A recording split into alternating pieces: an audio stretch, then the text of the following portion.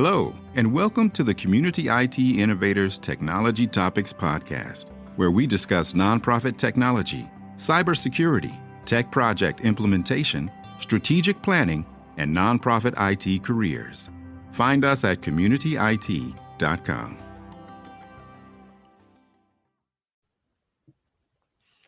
Hello, everyone. Thank you for joining us today for Defending Against Boggarts and Boogiemen, Understanding and Pitching Cybersecurity for the Accidental Techie.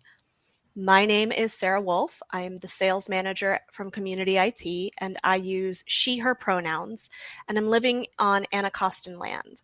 I am a Colombian American woman with dyed maroon hair and wearing a gray sweater. Community IT is a 100% employee-owned managed service provider, which means outsourced IT support.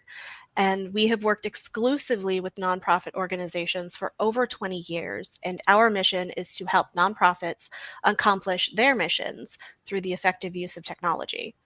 I joined Community IT in 2018 as the account associate, aka client wrangler, and moved into sales management September of last year. With me today is our Chief Technology Officer and Cybersecurity Expert, Matt Eshleman. Hi, Sarah. Thanks for the introduction. Sarah said, my name is Matthew Eshleman. I'm the Chief Technology Officer at Community IT. I actually joined Community IT as an intern all the way back in 2000 and have played many different roles from network support tech to engineer, up into my current role where I'm responsible for technology strategy and also cybersecurity. So after this session, it's 30 minutes. We're trying to pack a lot in. We are hoping that you're able to summarize the current and forecasted cybersecurity threat landscape, describe key policies and procedures that you need implementation to others, and have some points for being able to persuade leadership while you're seeking buy-in, personnel, and/or funding. So to talk a little bit before we dive into how you can protect your organization, I do think it's important to provide some education around the cybersecurity landscape as we see it. As Sarah said, we're a managed services provider. In our work, we get to work with about 150 different nonprofit organizations that represent about 6,000 staff. So we have a pretty good perspective on what nonprofit organizations are seeing from a cybersecurity perspective. And what they're seeing is really persistent and ongoing brute force attacks on your digital identity. It's great that everything's in the cloud and that you can log into it from anywhere, but it also means that the bad guys are able to do that as well. We know that there are many, many attacks that are launched via email using sophisticated kind of spear phishing techniques. I think nonprofit organizations do a really great job of their branding and their staffing, but we find that gets used by the threat actors so that they know who the finance person is, who the operations people are, what are the relationships, the names of the people on your board, and so that information is used to create kind of targeted emails to send, try to get people to take certain actions. We also see that organizations are targeted because of the work that they do. This is specifically applied to organizations that we find that are kind of like an international think tanks or policy organizations. We also see this with organizations that are in the space of defending democracy, women's reproductive health, and those sorts of those areas. They tend to have a higher threat profile than some of the, for example, social service organizations. And then finally, I think it's important to acknowledge that there are attacks that are targeting vendors. So vendors like us, your managed service provider, because of the access we have, we become a big target for threat actors. So it's important to understand the security controls that your partners have in place as well. This all is also well documented by big vendors like Microsoft. This comes from a report that they put out a couple years ago that talked about recent cyber attack victims by sector, and so IT is the biggest target. But then think tank and NGO organizations occupy a relatively large space in terms of organizations that are targeted and attacked from their cybersecurity landscape. So in terms of the cybersecurity landscape, N10 itself actually put out a report a couple of years ago that polled organizations as well. And during that time, we found that 60% of organizations didn't have or didn't know how they would handle risk. And so kind of the policy development, we find still needs a lot of work here in the nonprofit space. 74% of organizations haven't implemented multi-factor authentication. We'll get to that later, but again, that's a very important security control. A lot of organizations have unsecured wireless or Bluetooth, and so anything can kind of connect to the trusted network. And then a lot of people, the vast majority, are able to connect to their organizational resources from personal devices. And I think we've seen this happen a lot as we've all been working remotely and working from home over the last 2 years, maybe kind of making do with whatever we had. And so, this also means that staff were connecting to corporate or organizational resources from their personal devices. Maybe they're syncing their Dropbox files or their OneDrive. We've had seen organizations have a lot of turnover. And so that means we've also seen organizations with staff that have kind of left the organization, but maybe still had data on their personal devices. So again, there's lots of different avenues for data to leave an organization. And it's important that we've kind of have a holistic view and a perspective on that. The poll on the screen asks, what is your biggest cybersecurity concern? Advanced persistent threat, ransomware, compromised account, wire fraud or financial loss, data exfiltration, or all of the above? So I'd love to get your input in terms of what are the biggest concerns that you have in terms of security at your organization. So Sarah, you... Yep, I put it in the chat, and everybody's saying F, all of the above. Everything's on their mind. Yes, yeah, I guess, yeah. So all of the above, yeah. And C. Yes. Or compromised accounts. Yeah. So thanks for that input, and hopefully we'll find some ways to make sure that that is less likely to occur at your organization.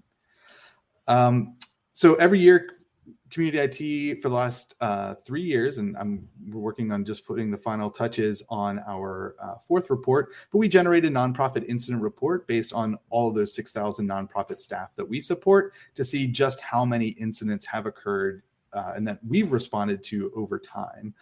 So this is some preliminary classification for the data that we saw in 2021, where we see things like spam and spear phishing really top the list. That's, spam, and the definitions for this should be in the collaborative notes, just kind of unwanted email. The more serious issue that we see is really related to spear phishing. And that's when we have, individuals sending messages that are trying to get you to take some action, whether that's click on a malicious link, to enter your password, to steal it. Maybe they're trying to get you to buy gift cards for that new person that just started. There could be many different ways that that's manifested itself, but we see a lot of spear phishing. And then further on down the line, we can see that we've got a lot of account compromise. So we've had to update our incident classification. So we investigate a lot of suspicious activities, but we've only had, or I guess we've had 32 compromised accounts. That's actually the same as what we had in previous years. The good news is I think we've seen relatively low virus activity and relatively little ransomware activity in the organizations that we support. So it is still a risk. Maybe it occupies an outsized influence in our minds, but it is a risk that we're seeing organizations face. I think it's less significant than compromised accounts. So this is just a little bit of a visual for what we see year over year. As we mentioned, we've got about 4 years of data now. The good news is that we're seeing security incidents flatten a little bit. When we first did it, we classified 233 incidents. That jumped to a little over 500 in 2019, and then 690 in 2020, and then just under 700 last year. We're looking into the reasons for that. I think we've been had organizations be pretty successful in adopting some new security tools to help, particularly on the email side, since email attacks are so prevalent, to really reduce those threats. But again, we see slow and steady increase. I don't think we're at a point where we say the cybersecurity threats are diminishing, but certainly they seem to be holding steady, and I think holding steady at a pretty high level. Overall, like I said, we've got those incidents have kind of flattened a little bit for what we're seeing in the data that we have. But I also think it's important that third-party vendors and partners are a notable threat vector, broadly speaking. So again, just in the news today, in the last week, we saw that there was a notable breach of a vendor that Okta used. So Okta is a very popular enterprise single sign-on solution. So one of their contractors had a computer that was compromised, and then that support engineer had access to hundreds of clients. And so, why would you target one specific organization when you can target the vendors that have access to hundreds or thousands of different organizations? So I think that's a big threat that the sector really has to wrestle with. And the good news is that I think on the positive side, moving down into the fourth bullet point, is that we can see that protecting your accounts is pretty straightforward. And so multi-factor authentication we'll see is very effective. So those compromised accounts that we responded to last year, the good news is that none of those accounts actually had multi-factor authentication enabled. So we can see that having multi-factor authentication is very effective in preventing those attacks that most nonprofit organizations are going to face, right? So you're not going to face, targeted advanced threat, actors that are really going after you. It's likely that you're going to be caught up in kind of widespread brute force password attacks or password stealing. And so if we can put multi-factor authentication in place on any account that you can access from online, that really improves the security of your organization and the data that you have access to. So I just want to take a moment and say thank you so much for the questions that are popping up in chat. I'm definitely going to, we're going to be answering some of them as we go along, and then I'm going to try and make sure that there's time for them at the end. One of the things that we wanted to sort of emphasize with this slide is that, there's definitely a, this is from Google's Project Zero, and it compares what experts recommend versus what regular people think are top online safety practices. And so you see this prioritization of using antivirus, strong passwords that are getting changed frequently, and visiting familiar websites and not sharing personal information, including not sharing passwords. Security experts, however, prioritize installing software updates using unique passwords paired with multi-factor authentication, or MFA, and a password manager, making sure those passwords are strong. So there is definitely overlap, and the glossary in the collaborative notes reviews the Microsoft guidelines for creating a strong password. Honestly, at this point, because I have a password manager, usually I let the password manager make the passwords for me. We kind of are hoping to see the trust that we have in antivirus software shifting to password managers and multi-factor authentication. Mm-hmm.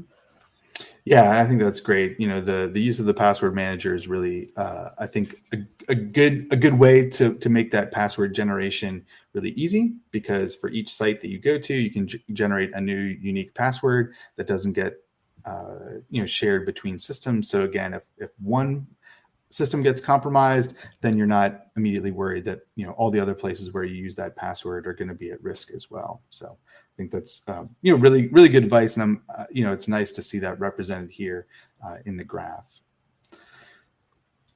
So for organizations, or if you're a staff person at an organization that's really getting started with kind of like what to do, it can feel really overwhelming, because there's I think so many buzzwords, there's so much jargon, and I think there's so much unknown that it can be really hard to know where to get started. And so what I would say is that these are kind of the three things that you should make sure are in place at your organization if you're responsible for the cybersecurity there. And then we'll go into some next level steps. So if you've already checked off all these three, that's great. We'll have some more recommendations to go into next. So I think the first thing is really to start with policy.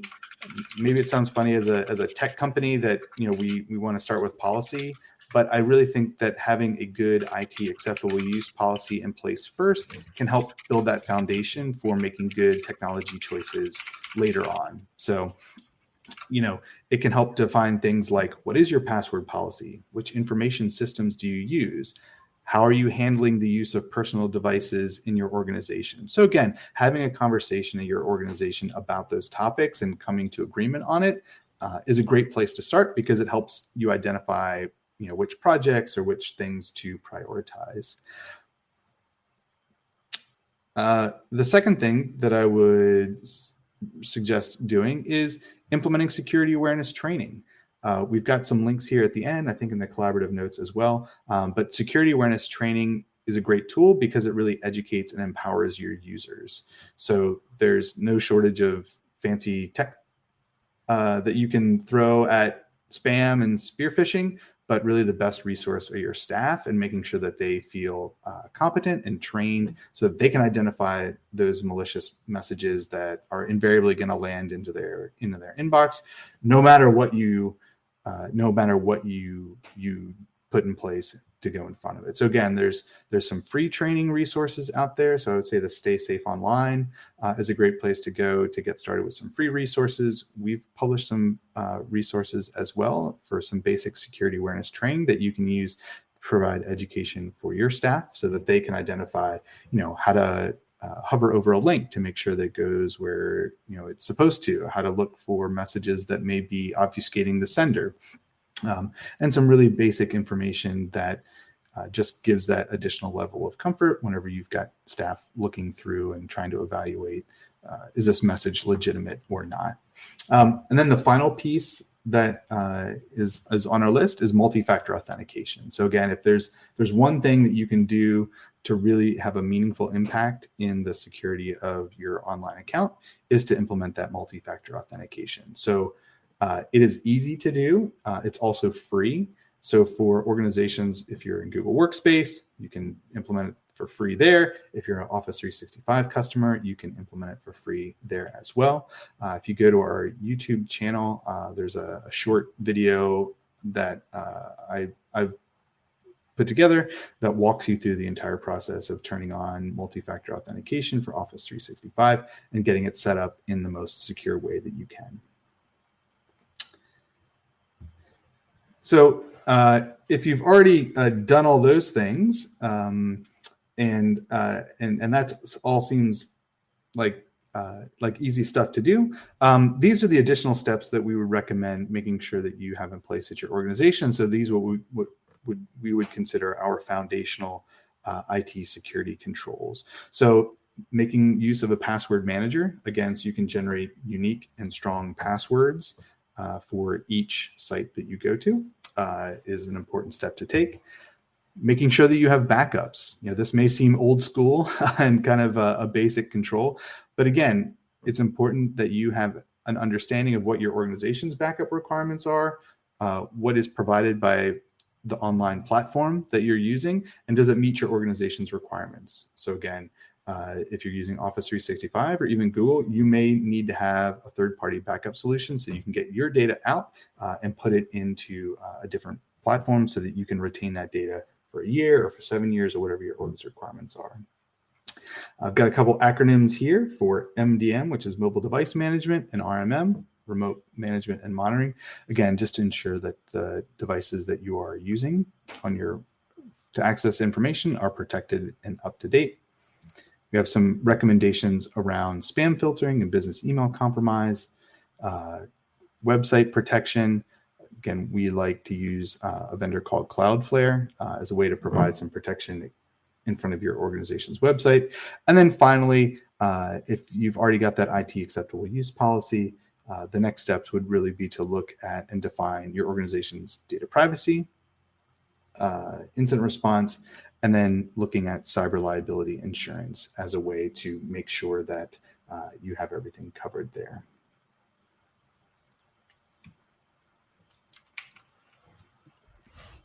And I'm back.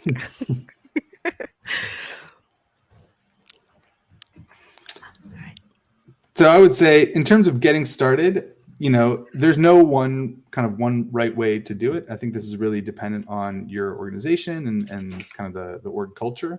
It can be successful as a bottom-up approach. So again, if you're working in, you're the accidental techie at your org and you've got some good ideas and you've got some energy around it, I think it can be successful provided that you have executive buy-in. I think that's the key for many of these initiatives. The executive group needs to identify this as a priority, but we've seen it successful kind of from a bottom-up approach.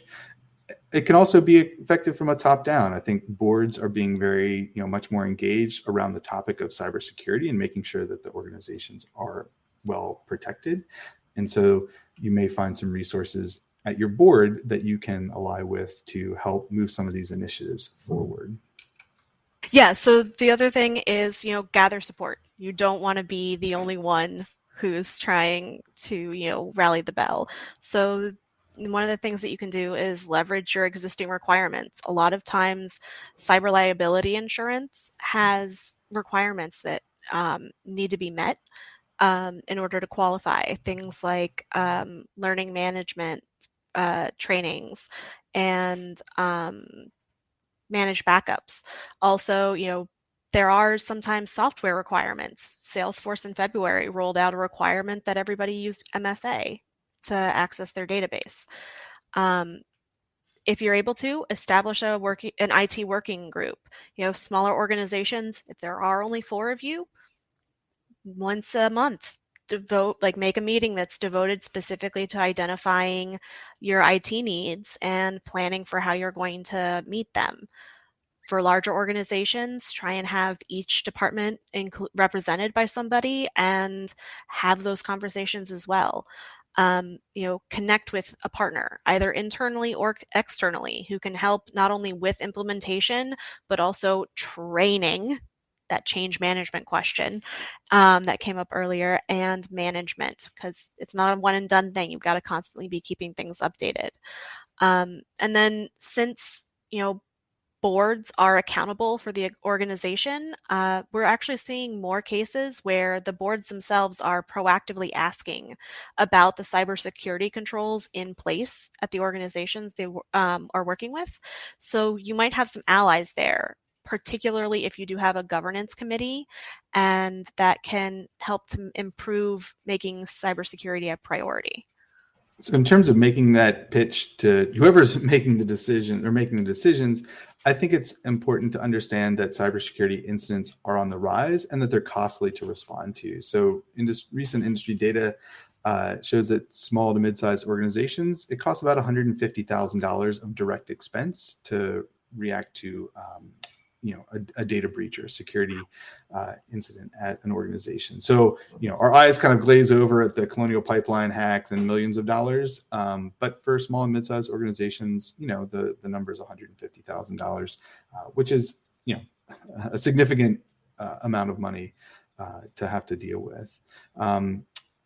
As Sarah mentioned earlier, or you may be required to implement some of these controls as part of your cyber liability insurance renewal. We're seeing much, much more stringent requirements when it comes to those policy renewals.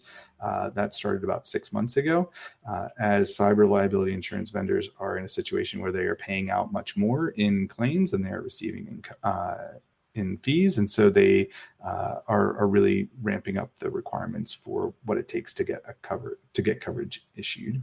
And then I think it's also important to keep in mind that effective cybersecurity, it takes time and attention. And while you can do some things for free, it is going to take some resources in order to make that deployment effective and meaningful at your organization. So I think we've gotten we've got a lot of questions. We've got a lot of questions here. So I would, let's see, maybe I'll start with, or do you want to tell me which the hot topics are, Sarah? Okay, so I'm going to start with, I'm not going to go in order, but since we have enough time, I think that we're going to be able to get to everything. So frameworks. Like, is there an actual framework somewhere that they can use to address cybersecurity concerns? There's so many different things. Where would you start and end? So, we gave those 3 options, but where do we start? Mhm. Yeah, so if you're looking for a formal evaluation framework, there are a number of them out there. We think the NIST, cybersecurity framework is a good place to start. We have a free survey that you can take that will kind of ask you a whole bunch of questions and then generate an automated report. So I don't know, Sarah, if we could maybe send out that link. But that's a great, again, about an hour of time, on your part. You can go through, and that's a formal evaluation framework. Then if you're, once you check off all those boxes, then, extending out into the full NIST framework can be something to consider. I mean, that ends up being like a 1,600 line spreadsheet, right? So there's kind of no shortage of things to do, but so NIST would be the place to start for if you're kind of just starting your journey on compliance and cybersecurity controls. Absolutely. Then we had another, so we had two people. Somebody was concerned about Dropbox security, and then somebody asked, which cloud document storage option is the most secure, in your opinion? Yeah, I think any of the kind of the mainline commercial solutions are going to have a great level of security built into them. It really does become a question of how you use them. So I don't necessarily think, is Dropbox more secure than Box, more secure than SharePoint? They can all be used in a very secure manner that would support, any compliance standard, but it really comes into, how are you using that? If you configure, Dropbox, but you don't have a good password and you haven't implemented strong, account controls and people are sharing passwords, that's not, even though your data is encrypted at rest and in transit with Dropbox, like that doesn't make it very secure because you can use that in an insecure manner. So I think it really comes down to making sure that you're using the tools effectively and then picking well-regarded vendors and kind of being diligent in how you set up those systems and administer them and also kind of monitor them over time. And then we also, this is a question I don't know the answer to, which is, would managed services fall into the supply chain line? Mm-hmm. Yeah. So a supply chain attack is an example of where, kind of one organization or vendor is used to attack somebody to attack somebody else. And so this could be, yes, your managed service provider gets compromised and then your organization is impacted. We also see it as, a certain if a nonprofit organization maybe has a compromised account and then that account is used to send spear phishing emails to other partner organizations. And then those attacks are pretty successful because you've got email coming from a trusted sender as opposed to like a generic or like a spoofed account. So, so supply chain attacks can manifest themselves in many different ways. And so I think that's why it is important to have an understanding of not only your own organization's practices. So what do you do to secure yourself, but also what are the organizations you rely on? What do they do to protect themselves? How do they secure their data? How do they secure their, kind of access to your information? Because with cloud services, you're putting a lot of trust in other partners. And so it's important that whenever you kind of have a relationship with those vendors, you understand how they're handling your data, what systems they have in place to protect it, because it's not all equal. Yeah. I know that we're coming up on time. I don't know where our cutoff is, but Katie wanted to talk about change management when it comes to implementing MFA. Mm-hmm. And I know we also have, so I don't know how long we have, but let's try and get an answer in for her. Great. Yes. So these are technical solutions, but they're also, they do impact end user behavior. And so it's important to plan them out well and get buy-in before you just kind of roll it out and, everybody gets kind of smacked in the face with some MFA requirement that they weren't expecting. So what we like to do is to start with a pilot group. Usually there's some willing, willing volunteers that kind of want to see how it works, or maybe a little bit more tech savvy. And so that can be a good way to work out any kinks in terms of your deployment process. We typically will roll out an MFA initiative, and we'll take a few minutes at a staff meeting to say, here's what we're doing. We're rolling out MFA. Here's why we're doing it. If you don't have MFA, your account gets compromised. We've already had our pilot group, and here's their experience of MFA. And we're over cutoff. So quick throw up the resource slide. Katie, please reach out. You're talking about doing MFA for teachers. We do support schools and have experience with that. We've got some great free cybersecurity resources. Again, they're available also on the Google Work doc, and Matt and I are both available. I'm going to be around.